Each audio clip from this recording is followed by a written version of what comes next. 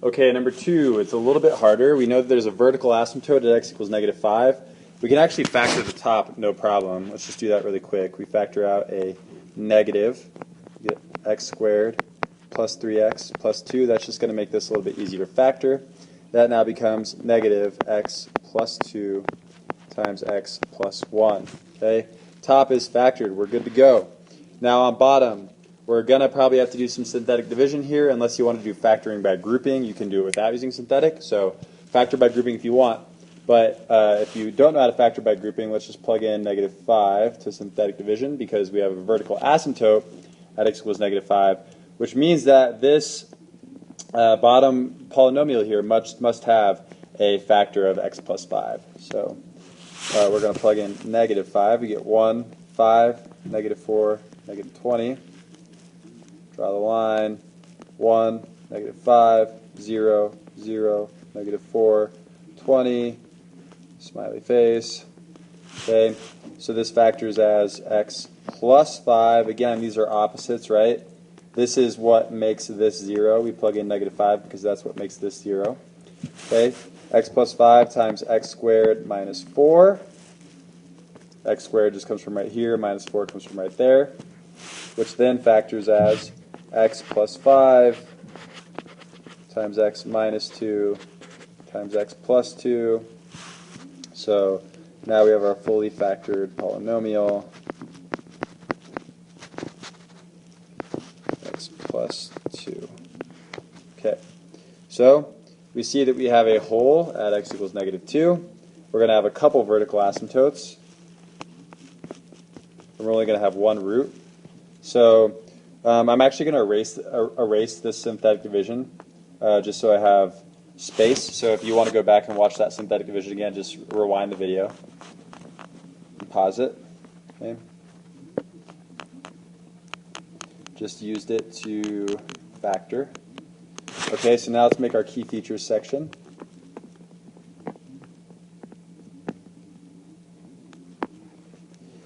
All right, so we know, well, first of all, let's look for the horizontal asymptote. So the degree is bigger on bottom than on top. We plug in really big numbers. We know that we're going to be approaching 0. Horizontal asymptote, y equals 0. Okay, vertical asymptote.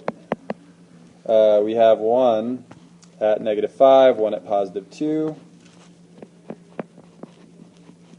Okay, roots. Looks like we have one at -1. Okay, excuse me. Well, let's do whole.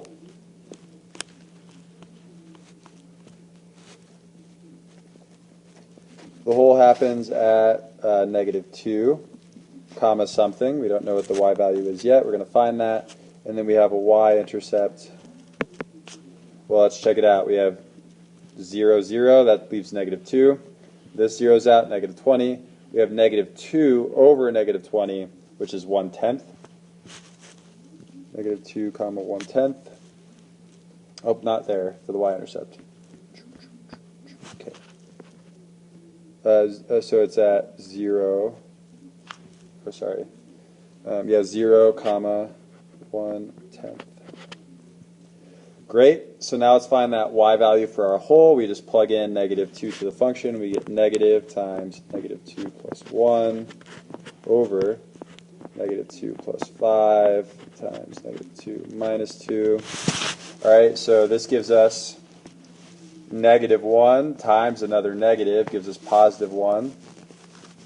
Okay, we have 3 times -4, which gives us a -12. So we are at a -1, comma 112. Okay, -2, comma -112. Just by doing that math. Okay, so looks like we found everything that we can possibly find. So now we have to sketch our graph. So let's do it. Draw our axes in.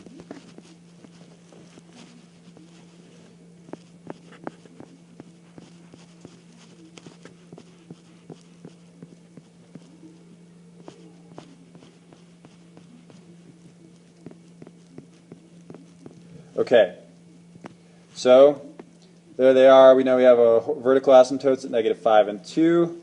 Hopefully you have this written down. 1, 2, 3, 4, 5. Negative 5 and 2. Our horizontal asymptote was at 0, right? So that's just going to be across the x-axis. All right, and then we had our root at x equals negative 1, so that's going to be right here. Okay. And then we also should be saying whether the root is a double root or not. So we know that it's not a double root. It has multiplicity 1, so we're going to say that it crosses at negative 1. All right, and then we have a hole at negative 2, negative 1/12. So that's just going to be like very close to the axis. It's going to be actually hard to draw this. Let's see. Okay.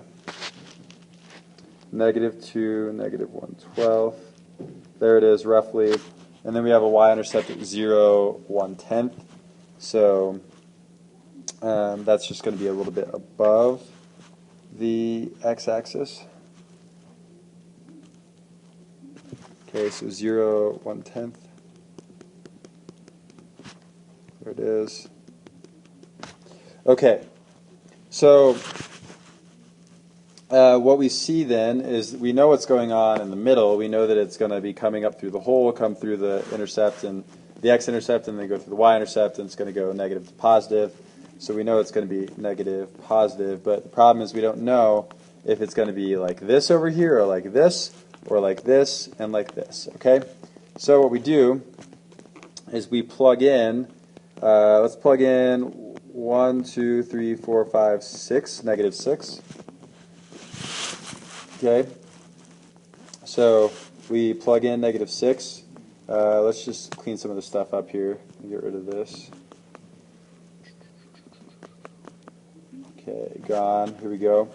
Negative 6 plus 1 over negative 6 plus 5, negative 6 minus 2.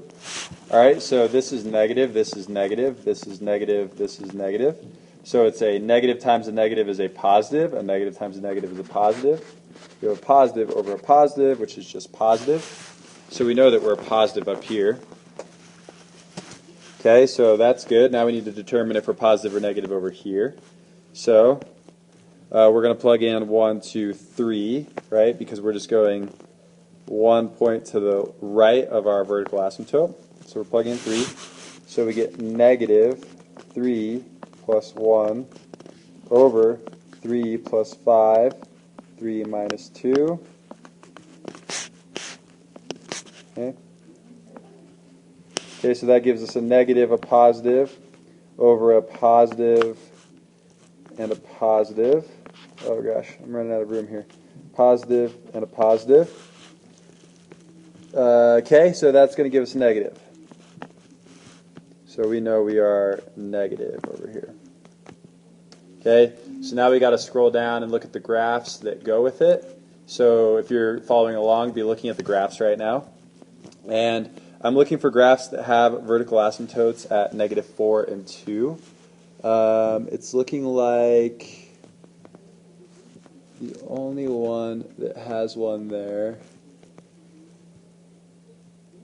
potentially C. And let's see if C doesn't follow our positive, negative analysis, and it also doesn't have a horizontal asymptote, so that's no good. E is no good. F is no good. B is also no good. Okay, so looking at D, it looks like D has a vertical asymptote at negative 5, has a vertical asymptote at 2. In the middle, it goes from negative up and goes positive. To the left of that vertical asymptote at negative 5, it's positive, just like we said it would. And then to the right of that asymptote at 2, it's negative. So it's really looking like D is the answer. And we even look up, and it looks like we have a root at negative 1. and our y-intercept is very small, just like we thought it would be. So yeah, there's no question. This analysis goes with graph D, so that's what you would write on that last page.